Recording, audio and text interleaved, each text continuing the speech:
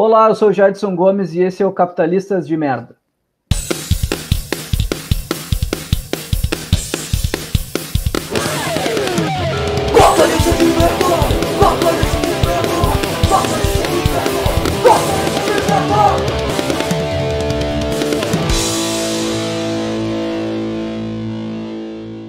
E hoje eu estou aqui com um papo que já estou antevendo aí que vai ser muito legal, e eu também estou, talvez ele seja aí um início de uma série que eu há muito tempo quero fazer, que eu estou pensando no nome dela ainda, mas eu acho que vai se chamar, tipo, Negócios Arrombados ou Negócios Escrotos. E o papo de hoje eu quero falar justamente sobre o contrário disso. E eu estou aqui então com o Rodrigo Guedin. E, bom, para a gente fazer um papo muito legal sobre isso. Rodrigo, te apresenta aí para quem não te conhece ainda, fala aí o que tu faz, assim, um resumo. Oi, Jadson, pessoal que ouve aí o podcast.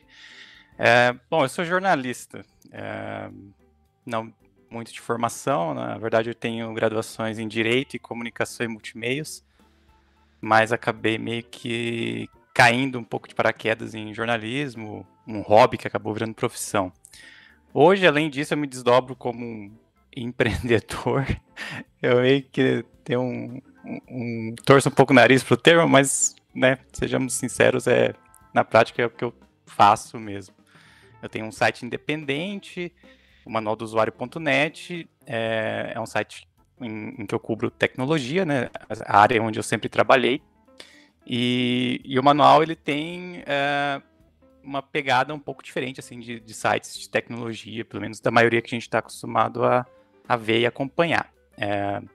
No manual eu cubro alguns assuntos específicos com mais intensidade, como privacidade digital e novas dinâmicas de mercado, né? Tipo essa questão dos entregadores de aplicativos, grandes plataformas e tudo mais. E do lado business aí, eu tento fazer isso de uma maneira diferente, para que a minha atuação como dono do site dialogue, ou pelo menos esteja alinhada com as bandeiras que eu defendo, que eu levanto ali no site. Então, eu tento não recorrer, não depender de grandes plataformas, como Google e Facebook, e fazer tudo de uma maneira muito transparente. O site ele é financiado principalmente por leitores. Ele é aberto, ele não tem paywall, mas leitores que gostam, que queiram ver o site continuar no ar, contribuem ali com a mensalidade. E eu também faço algumas ações com empresas que se disponibilizem ou que topem anunciar da maneira que eu acho correta, que é também com muita transparência, sem rastreamento, sem monitoramento dos leitores. O site tem 7 anos, quase 8, mas não, quase 7, né? Tem 6. E essa nova fase, assim, que eu chamo, tem 1 ano e meio, então ainda é um modelo que ainda está sendo validado, ainda tem que se provar. Tá. Legal, Rodrigo. Deixa eu já te perguntar uma coisa que me perguntam bastante e me irrita. E eu vou fazer para ti, provavelmente te fazem também. Que é, tá, mas e tu só faz isso? Tu só tem esse site? Ou tu só faz esse tipo de coisa? Ou tu trabalha também? Esse tipo de coisa. Eu sempre recebo esse tipo de pergunta, assim, para quem conhece, sei lá, só um lado da Brasil JS, né? Tá, mas tu só tem esse canal no YouTube aí? Pô, tu dá dinheiro? Tu só tem esse evento e tudo mais? Me explica, esse é o teu business principal? Sim. É curioso, porque o manual eu criei ele quando eu estava na minha segunda graduação. Então, era um meio período, assim, né? Por assim dizer. E quando eu terminei a faculdade, eu meio que já emendei um trabalho no jornal, aqui na Gazeta do Povo de Curitiba. Então, continuou sendo... Ele ficou um tempo fora, depois a gente conseguiu levar ele para o jornal e acabou sendo ali uma coisa que eu tocava em paralelo. No jornal cobria economia, novos negócios e tal. E era um negócio paralelo. Quando eu saí do jornal, no final de 2018, aí sim, finalmente, o Manual do Usuário passou a ser minha principal atividade, assim. E tem sido desde então. Nesse 1 ano e meio, eu fiz alguns freelas para startups, para outros veículos de comunicação, mas no dia a dia, assim, o manual é o meu negócio principal. Ainda não paga todas as contas, mas tá dando para eu me manter. Ah, que legal. Bom, então eu vou falando assim vou dar um contexto assim de como que eu conheci o manual do usuário, né? Então, até antes de eu conhecer o manual do usuário, o modelo de negócio da BrasJS, ele tem algumas semelhanças, assim, por isso que de cara já me chamou muito a atenção, né, quando eu conheci, e aí, justamente por conta de a gente também se posicionar, né, claro que a gente está num nicho de tecnologia, então com a BrasJS, né, a gente faz eventos de tecnologia, claro que agora no meio da pandemia não estamos fazendo só eventos online, a gente faz eventos de tecnologia. Quando começou o boom do YouTube, a gente foi para o YouTube, a gente já tinha um portal com artigos técnicos e tudo mais. E a gente nunca teve publicidade no site, a gente nunca se adequou ao modelo tradicional, digamos assim, né? Então ainda estou pensando no nome desse episódio aqui, eu botei previamente de modelos de negócio underground, assim, para fazer uma analogia com o meio musical, que é uma coisa que eu consumo bastante também e sempre tentar entender o mundo de negócio por meio da música, assim, né? Então, quando eu conheci o manual do usuário e eu comecei a entender o que vocês faziam aí, Rodrigo, bom, de cara eu já achei muito legal, assim, e eu comecei a entender que vocês fazem uma coisa já muito mais profissional, eu julgo, assim, né? E a gente foi fazendo, né, no caso do portal BrasJS, a gente foi fazendo conforme as coisas foram indo, assim, no início sem muita ideologia, assim, não vou colocar publicidade porque, sei lá, esse modelo é muito tóxico e tudo mais. Foi meio ao acaso, assim, né? E as coisas começaram a convergir, assim, tanto com, enfim, a parte de eventos e tudo mais. Então, tu já falou ali um pouco, né, sobre como que funciona o manual do usuário, mas eu queria bater um papo contigo sobre esses modelos de negócio que fogem do padrão, assim, como os nossos, né? E aí eu te pergunto, tu teve alguma referência, depois dessa nova fase, assim, teve alguma referência no Brasil ou no mundo de negócios semelhantes, assim? Foi uma construção para mim também. O site, eu lancei ele no final de 2013 e na época esses assuntos nem eram não estavam tão em voga, né? Era uma coisa muito marginal, assim, tanto até para mim. Eu vinha do Gizmodo, eu era repórter lá, e o que me motivou a criar o site foi ter um espaço em que eu pudesse desenvolver alguns assuntos de uma maneira mais tranquila, sem aquela pressa de postar toda hora, que é muito comum em blogs comerciais, né? Tem que ter volume, senão você não tem inventário, como diz o Google, para colocar anúncio. Mas quando eu saí do jornal, né, e praticamente relancei o site com essa nova mentalidade, que já vinha sendo gestada há algum tempo, a inspiração que eu tive, assim, do lado de negócios foram alguns blogs norte-americanos. É curioso, né? Norte-americano servindo de inspiração para um modelo alternativo de negócio. Mas existe uma cena de blogs independentes de tecnologia que é muito curiosa, assim.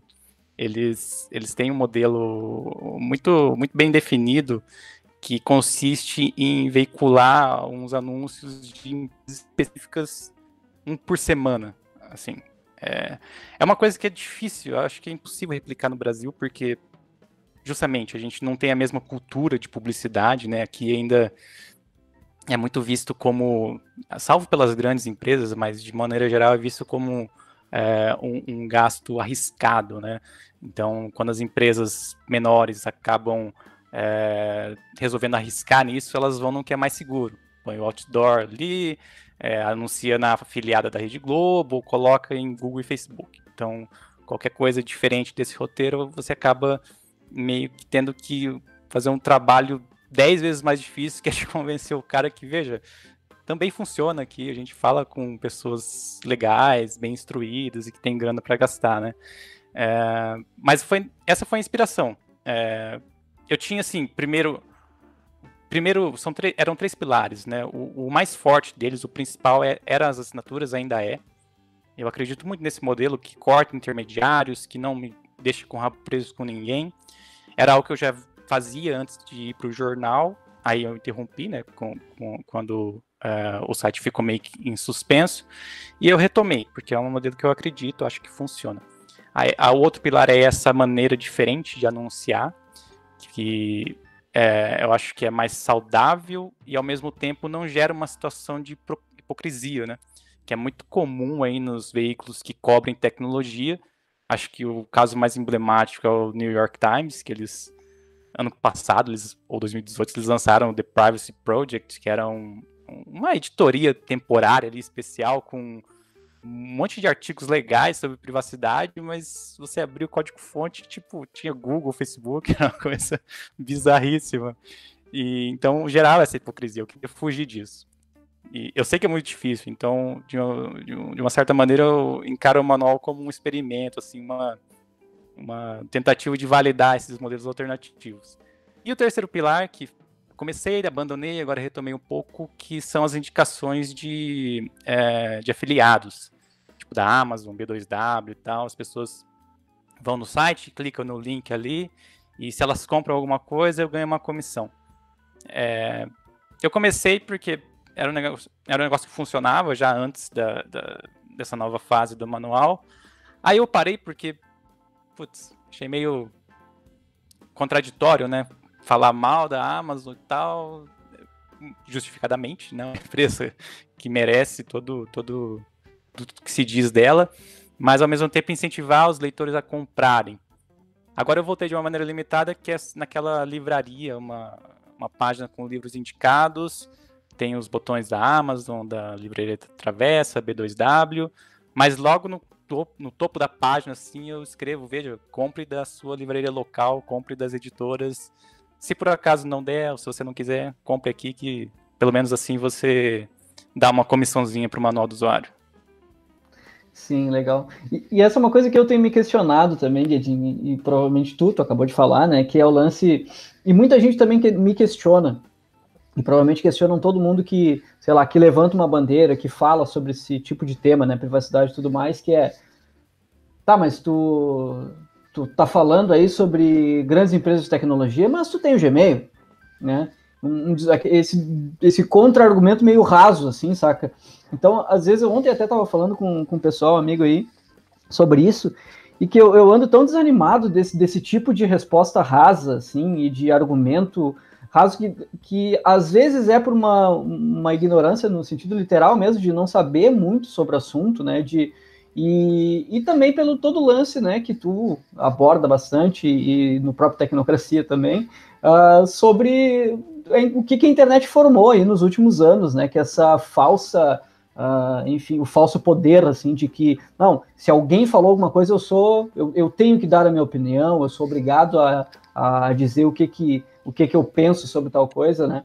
Então, eu acho meio paradoxal isso, assim, né? E eu tenho tentado e me questionado muito sobre isso, né? E eu tento fazer o contrário. Então, por exemplo, no lance, eu tenho em casa o Google Home e a Alexa. E eu sei o quanto essas duas coisas aí invadem a privacidade, e tendo elas em casa, eu consigo saber de fato, né? Então eu consigo saber exatamente o que. Eu fiz parte, inclusive, do programa da Alexa, o beta, né? Que eles enviaram a Alexa para um grupo aí de não sei quantas pessoas no Brasil, justamente para pegar feedback e tal. Eu não dei feedback nenhum, eu simplesmente fiz todo o processo, eles me mandaram uma Alexa e eu fiquei testando e justamente vendo, né? Assim como no Google Home a gente consegue lá ver o que ficou gravado e tudo mais, né? Então, eu tenho tentado para todas as coisas fazer parte, justamente para eu conseguir ter um embasamento e para conseguir confrontar, né, as coisas, né? Mas hoje, eu não sei, pelo menos se não for nessa nossa bolha que fala sobre isso há bastante tempo, que escuta sobre isso, meio difícil de falar, assim, o que tu acha sobre isso? Não sei se tu tem essa mesma percepção. Sim, eu evito ao máximo usar coisas de grandes empresas, não compro na Amazon, não tenho Alexa, não tenho nenhum assistente de voz, desativo a Siri nos meus aparelhos, não uso Facebook, não tenho Instagram, WhatsApp ainda não dá para fugir, mas sempre priorizo o Signal, não uso Gmail, não uso Google Maps, YouTube difícil de escapar, mas uso em vídeos quando é preciso. Assim, a minha situação é muito privilegiada para eu conseguir fazer todas essas coisas. Acho que isso para quem usa aquele argumento raso, eu concordo, é um argumento raso. A primeira coisa que eu falo é, veja, eu sei que eu sou um outlier aí, que a maioria das pessoas ou não quer ou não pode abdicar de uma vitrine no Instagram, por exemplo, ou de usar o Gmail, sei lá, um e-mail alternativo que te respeite, que respeite a tua privacidade, vai ser necessariamente pago. E pagar por e-mail, ainda que seja, sei lá, R$15 por mês, é uma excentricidade, né? A gente está num país pobre, não tem como discriminar ou apontar, lá o cara usa Gmail, ele não liga para a privacidade dele. Acho que não é bem por aí o caminho. Mas o que eu faço isso, primeiro porque eu acho que é uma questão de consciência, assim.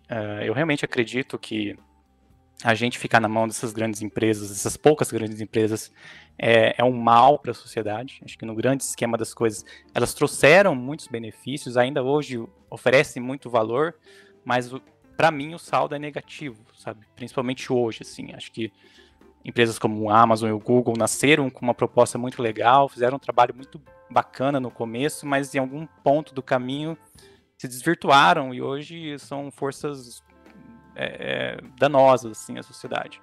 Então, eu como indivíduo sei que pouco, mas faço o que está ao meu alcance. E também para servir de exemplo, sabe? Para que pessoas que às vezes, de repente, passa pela cabeça delas, poxa, mas eu estou usando Gmail, eu estou usando Amazon, será que eu não deveria não usar? Hoje é meio que loucura, né? Então, quanto mais gente estiver nesse mesmo barco, vai parecer menos loucura. Daí eu acho importante dar esse exemplo e tal. Eu perco isso que você falou, de fato, de ter o contato direto com as tecnologias.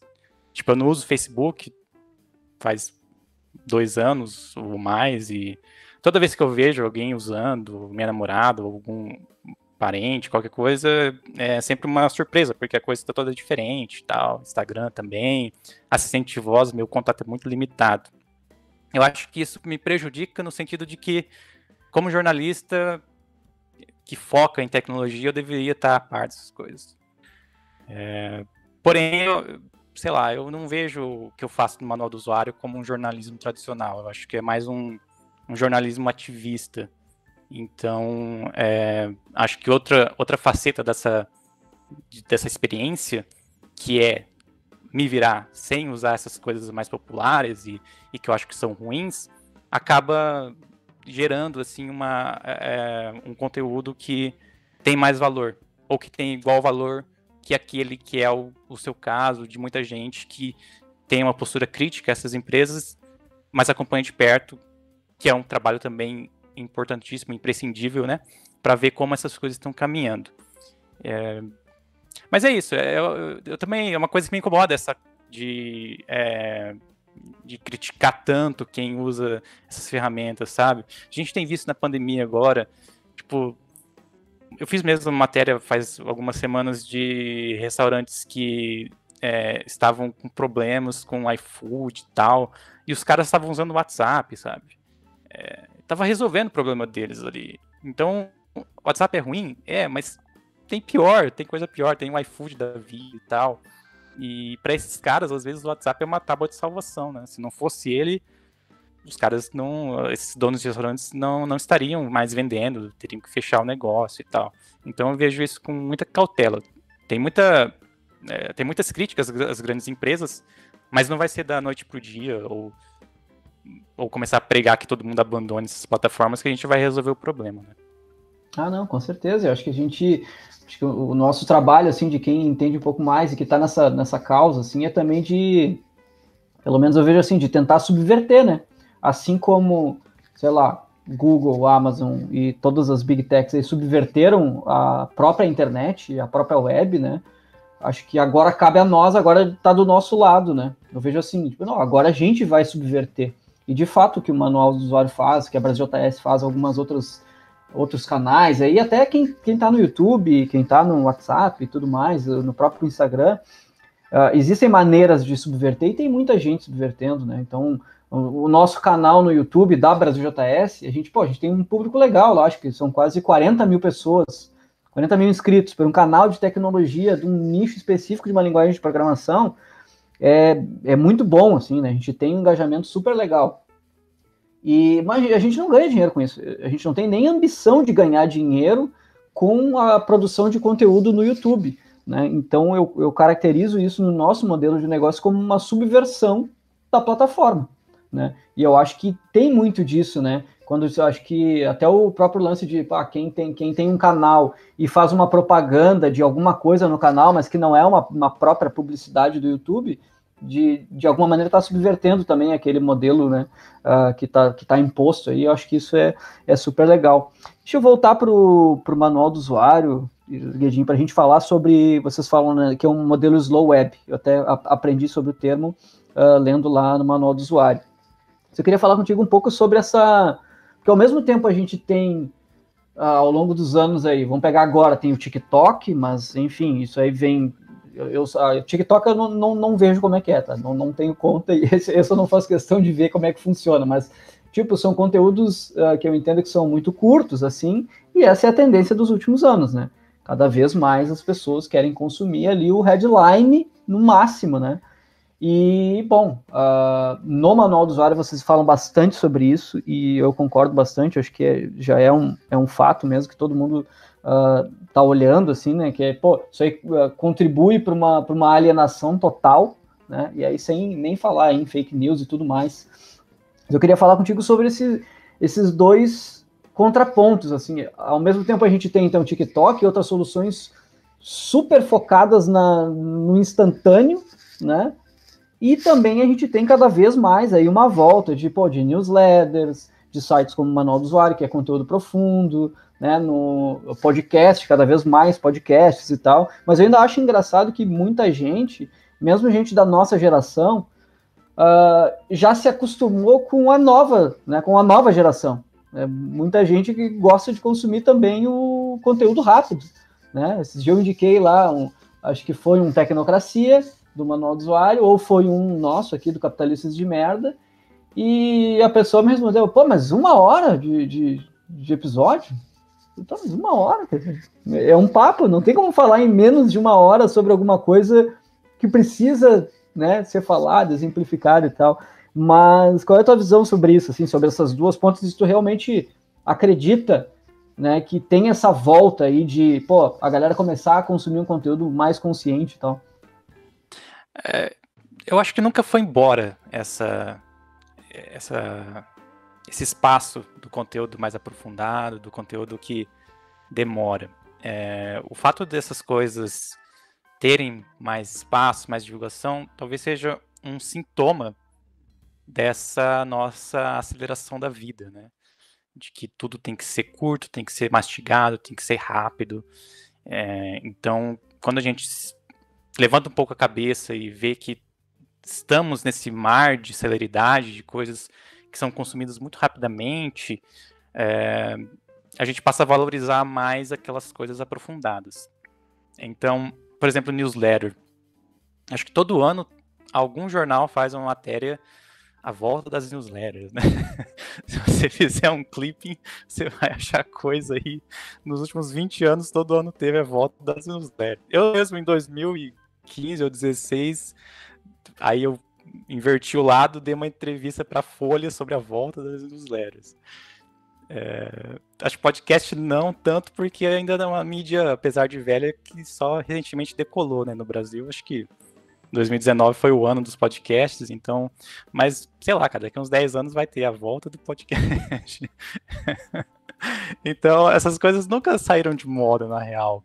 É só que elas naturalmente são produzidas em um volume menor, que são muito mais difíceis de fazer, tem menos apelo, tem uma barreira natural, que é essa que você comentou, né, de que, 1 hora, ou vou ler um texto aqui que é praticamente um livro, então essas coisas você tem que estar, até, eu leio, ouço podcast e tal, mas tem horas que não vai rolar eu abrir uma reportagem da Piauí aqui para ler.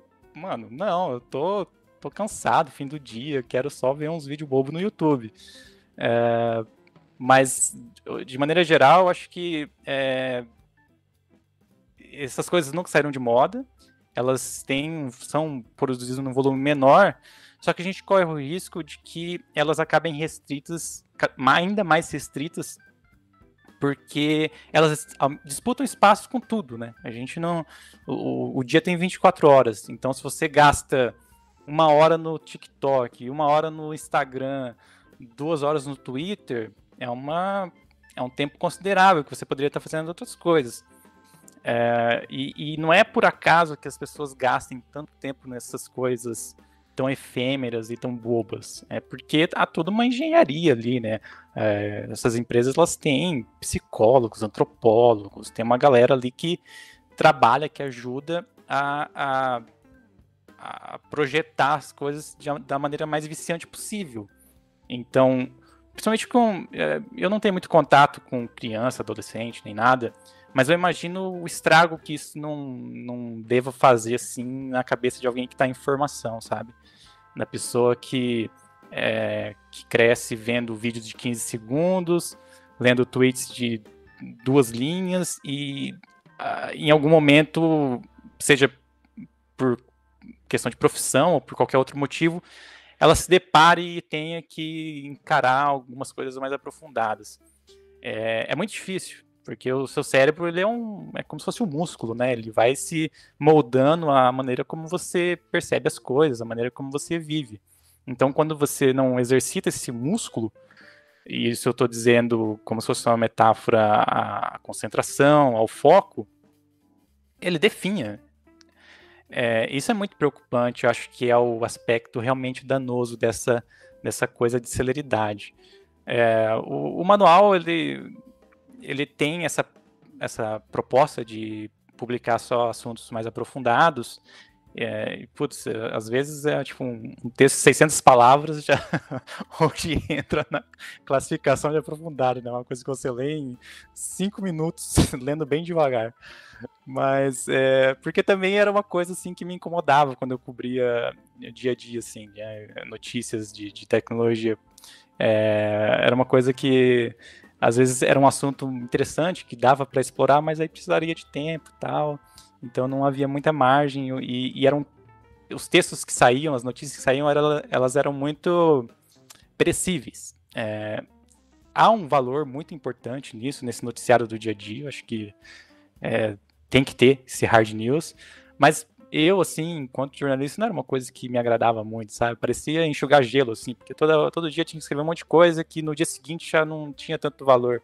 Então, o manual a vantagem de ser dono do próprio negócio é que você faz do jeito que você gosta, né? Ou só o que você gosta, na maior parte do tempo. Também tem muita coisa chata que não dá pra ignorar.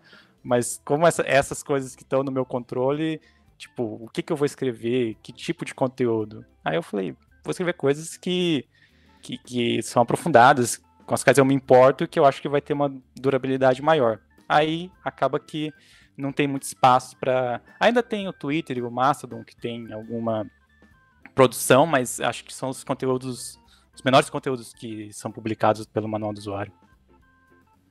Sim, né? E isso é muito louco, né, que tu falou eu não sei em qual momento tu é jornalista, talvez tu consiga enxergar numa timeline quando que essas coisas começaram a se tornar padrão, assim, e eu entendo que isso provavelmente deve estar ligado à publicidade, a gerar mais engajamento e tal, mas hoje me irrita muito, assim, porque, de novo, eu já falei, mas eu também tô fora aí das redes sociais, né, isso também foi um processo, e hoje eu criei, enfim, os meus mecanismos para consumir conteúdo, né. E, pô, eu sempre fui muito fã de RSS, e beleza, hoje eu uso o Feedly ali para conseguir fazer algo semelhante com RSS e tal, né? Tento evitar o Google News ali no Android, tento evitar, mas às vezes é mais fácil consumir algum conteúdo por ali, mas eu acabo utilizando mais o Feedly mesmo, né? Mas eu não consigo entender, assim, às vezes é muito frustrante, né? Por isso que cada vez mais eu acho legal, pelo menos no meu ponto de vista, apostar e, inclusive, ajudar a financiar, né, conteúdos assim como Manual do Usuário e outras soluções também, que tem conteúdo que a gente entra, a gente sabe, né, que eu vou ler aquele texto e vai ser um texto agradável de ler, vai ser alguma coisa que vai me agregar alguma coisa. Uma coisa que me irrita muito hoje, que eu acho que está em todos os sites que implementaram isso, que tem uma notícia que ela é super relevante, super importante, e tu precisa, enfim, navegar em toda a página para conseguir pegar aquela informação que tu quer, né?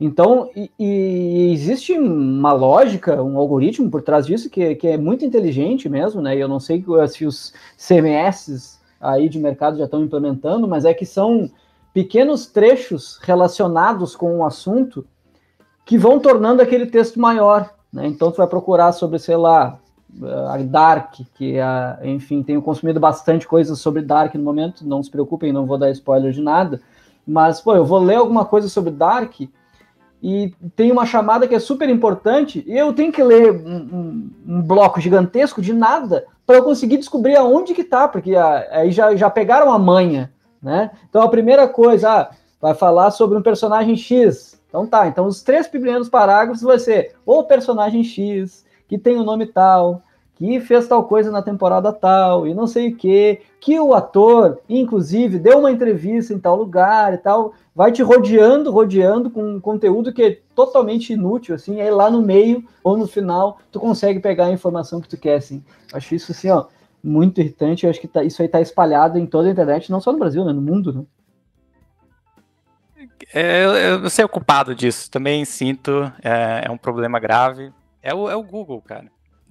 Infelizmente, em algum momento aí da história, alguém do Google disse que um artigo, um texto publicado na internet para ranquear bem tinha que ter no mínimo 500 palavras, ou um número X de palavras. Então, as pessoas que escrevem para a internet passaram a encarar esse número mínimo como se fosse uma regra mesmo. Qualquer coisa com menos palavras do que aquele mínimo não ranquearia bem, ou diz o Google, não ranquearia bem no Google. E o Google, não sei, você sabe, você tem site, mas talvez o ouvinte não, o Google é uma fonte de tráfego gigantesca, assim. No manual do usuário eu não emprego absolutamente nada do Google, nenhum script, nenhuma otimização, nada do tipo. Tem um script, tem um plugin de otimização lá, mas ele é ignorado quase sempre. E mesmo assim, o Google manda mais da metade dos acessos que eu tenho todo mês. É uma força enorme, assim. Então, todo jornal, todo site, principalmente os sites que dependem de publicidade programática, eles trabalham para o Google. Eles são escravos do Google. Os maiores sites, eles têm profissionais especializados em SEO, né, que é otimização para buscadores, e esses caras ficam fazendo testes e consumindo notícias, mudanças no algoritmo, tentando desvendar, porque é uma caixa preta, o Google, óbvio, aí acho que nem dá para culpar eles, não vai entregar o ouro, porque se as pessoas soubessem como funciona o algoritmo, todo mundo ia manipular o algoritmo, né? Mas fica esse jogo de gato e rato e no fim a gente acaba, ou a maioria acaba, escrevendo para o algoritmo, escrevendo para um robô. Isso é muito pernicioso, é muito ruim. E é ruim de duas maneiras. Primeiro, que estraga textos que poderiam ser muito mais agradáveis, muito mais diretos, como esse exemplo aí do Dark. As pessoas às vezes têm uma notícia de 2 parágrafos, mas enrolam para dar o número mínimo, para inserir palavras-chave, para ficar mais apetitoso para o algoritmo do Google. E o outro desdobramento é que isso gera muito lixo na internet. Muito lixo.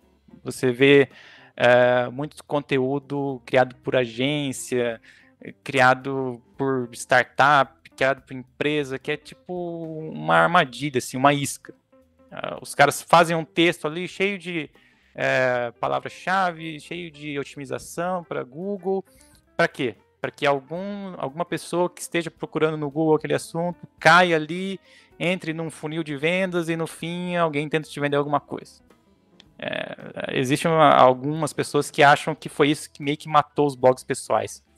Porque eles ainda existem, mas eles acabaram afogados por esse monte de lixo de marketing que é produzido e otimizado para o Google. E aí o lixo acaba sendo mais relevante que os blogs pessoais, porque os blogs pessoais estão mais preocupados em escrever algum conteúdo original do que otimizar para o Google e caem no ranqueamento, né? É muito difícil, acho que esse exemplo é legal, porque é muito difícil às vezes a gente perceber qual é o efeito que as práticas dessas grandes empresas têm nas nossas vidas, usando a internet. mesmo esse exemplo é um caminho muito longo, né? O Google está aqui exigindo tal coisa e lá na outra ponta sai um monte de conteúdo lixo e às vezes você não consegue entender a relação, mas ela existe. E para vários outros problemas que a gente enfrenta hoje na internet, essa relação, embora distante, se você pesquisar a fundo, ela vai estar lá, você vai encontrar. Com certeza, cara. E, bom, para a gente ir caminhando aí para o final ainda, o que tu imagina, assim, pro futuro do manual do usuário, Guedin? Pensando até como que a gente consegue se unir, assim, né? Tipo, esses tipos de negócio que eu espero que cada vez a gente tenha mais e tal, mas como que a gente consegue se unir, será? Para ou subverter as coisas que existem, ou, sei lá, criar uma... Será que o caminho é que a gente crie uma network de conteúdos profundos e que não tenham, enfim, não invadam a privacidade dos usuários e que, pô, a pessoa vai lá e tem certeza que aquela rede, aquela plataforma, ela vai conseguir consumir um conteúdo sem se preocupar com traqueamento e com tudo mais, e que vai sair dali enfim, conseguindo ter lido um conteúdo legal? Será que é por aí? O que tu já pensou sobre isso? Olha, é uma pergunta difícil.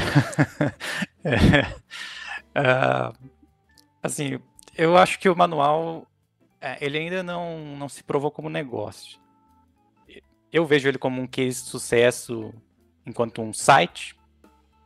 Tem um modelo muito redondo, tem uma base de leitores ali fiéis, funciona. Ainda não me banca, não consigo viver dele, mas está caminhando, sabe? Nesse 1 ano e meio ele está numa crescente, então a perspectiva, até a parte de negócio é um slow web, né? Slow business.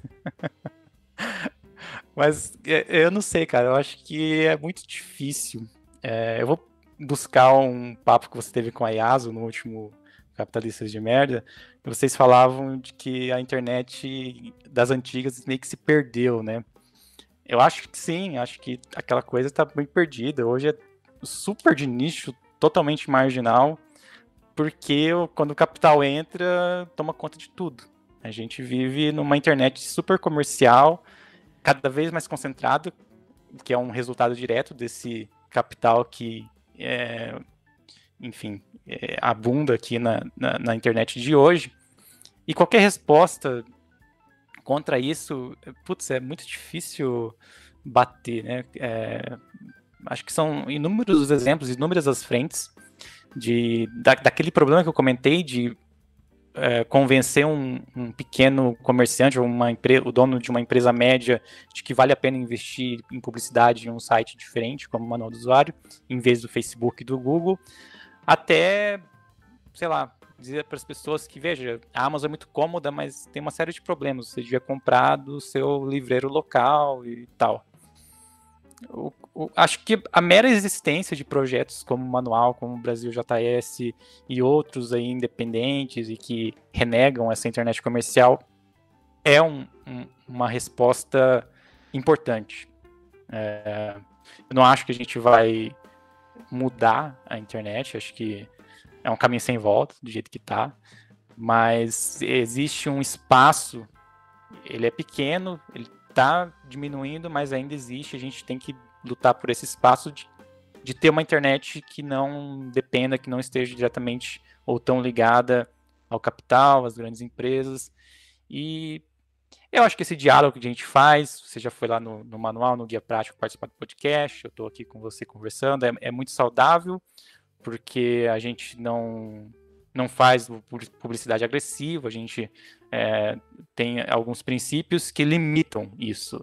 Eu sempre digo para empresas que eu tento prospectar no manual que o meu modelo tem uma série de limitações. Eu jamais vou conseguir entregar o mesmo nível de detalhamento dos meus leitores, que um Facebook entrega, ou que um Google entrega, ou mesmo que um site comercial de notícias que trabalhe com Google Analytics consegue entregar. Mas essa limitação é parte do modelo. Então, quando a gente aceita que o modelo tem limitações, aí a gente pode trabalhar em torno dessas limitações para tentar ultrapassar elas da melhor maneira possível. Então é isso, é diálogo, é é união, é divulgação entre os que agem dessa mesma maneira. Uma coisa que eu acho, que eu sinto muita falta, assim, com o manual do usuário enquanto blog, é o diálogo entre blogs, sabe? Uma coisa que tinha naquele princípio de internet, as pessoas se linkavam, tinha os blog rolls, era muito mais fácil você... Era a web mesmo, né? Links e tal, uma coisa bem web mesmo, que hoje, putz, eu não lembro a última vez que alguém linkou o manual do usuário, assim. É uma coisa deprimente, cara. Isso aí virou, sei lá, thread no Twitter ou post no Facebook, né? Não tem, né? Exato, exato. E mesmo quem tem também é uma coisa muito de silos hoje, assim. Mas eu não sei, as perspectivas não são muito boas. E assim, agora fazendo uma meia-culpa, eu acho que o que falta, ou pelo menos a maior deficiência que eu vejo hoje do manual do usuário, é uma coisa que você e a BrasilJS faz muito bem, que é levar as bandeiras, o trabalho, esses diálogos para o mundo real. Eu acho que o manual do usuário, talvez até por uma deficiência minha, assim, de falta de skill mesmo, de habilidade, é muito digital. E esse é o campo das grandes empresas, né, hoje. Então, a Amazon a Amazon, Facebook, Google, eles ganham sendo totalmente digitais. E a gente não pode seguir essa mesma cartilha, porque dessa mesma cartilha a gente vai perder, né? Então é uma coisa assim, eu ainda não tenho muita ideia de como fazer isso, mas é uma coisa que eu gostaria muito, que é de levar o manual do usuário para o mundo real, de encontrar leitores pessoalmente, de promover esses debates de uma maneira presencial. Acho que esse pode ser um antídoto importante. Não é uma resposta muito otimista, mas a gente vai tentar. Claro, tem que ser. E eu estou fazendo um experimento até com o podcast aqui, um projeto independente, meu aí mesmo, né? Mas eu estou fazendo um experimento e, de novo, a gente foi... Claro que ele não é um negócio, né? Então, algumas pessoas já me criticaram, obviamente, em pouco tempo. Pô, esse nome, não sei o quê. Pô, como é que tu vai fazer alguma coisa com um nome assim, né? Eu falei, mas a intenção é justamente essa, né? Não tem o podcast, né? Canal no YouTube e seja lá o que mais for derivado desse Capitalistas de Merda, que o principal também, ele é uma página na internet. Ele não tem objetivo comercial nenhum. E claro, eu tenho o privilégio também de conseguir fazer isso, mas ele é um experimento social também, né? Assim como tu faz com o manual, eu estou fazendo um experimento. E um que eu estou achando interessante, e aí a gente vê as nossas angústias, que é, eu não coloquei tracking nenhum, obviamente, no Capitalistas de Merda, né? Não tem tracking nenhum. Então, eu não sei quantas pessoas deram play, por exemplo, no site, sabe? Mas eu acho super importante ter aquele botão play no site, porque eu não quero que a pessoa precise ter uma conta no Spotify para ouvir, ou uma conta no Google. Então, tem o MP3 lá. A pessoa pode dar um play ou baixar. Eu não sei quantas pessoas. E, às vezes, me dá uma certa angústia e eu penso, não, mas não é por aí. Vou deixar assim mesmo, tem que ser. Também não tem Google Analytics, não tem nem Stat Counter, não tem nada, né? Então, o site está puro, assim, e é um experimento que às vezes aí com a minha cabeça de BrasilJS, enfim, cabeça de querer números, eu não tenho, né? E aí eu também tô reaprendendo, assim, e também fazendo um exercício de, não, eu não preciso ter. É uma coisa que eu fiz pro meu blog pessoal, inclusive, né? Há alguns anos atrás, eu comecei também esse movimento no meu blog pessoal e eu tirei tudo, principalmente comentário.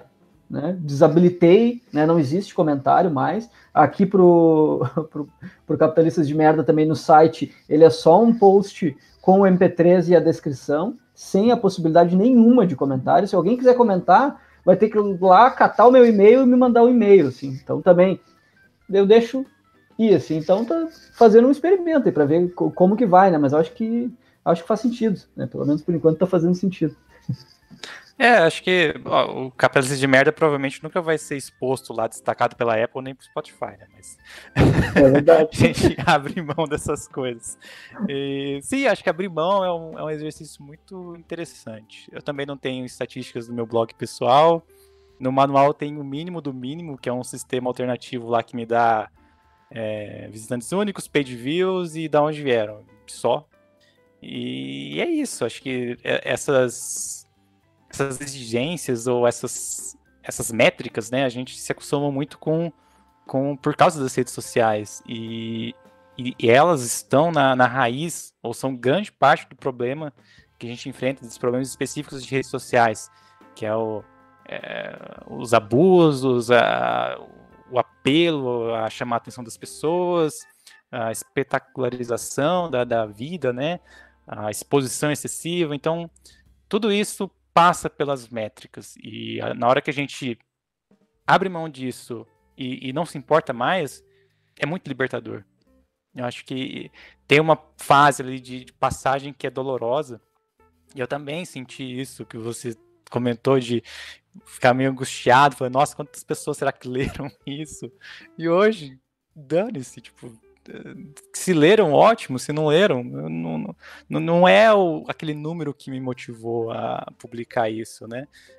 E até os incentivos para você publicar mudam, porque no Twitter, ainda hoje, eu sinto isso, que às vezes uma coisa que eu publico é o número de curtidas que valida. E quando você não tem nenhum númerozinho mágico ali mostrando, você publica o que você realmente quer, o que você acha que é importante, o que te diz alguma coisa, da maneira mais honesta possível.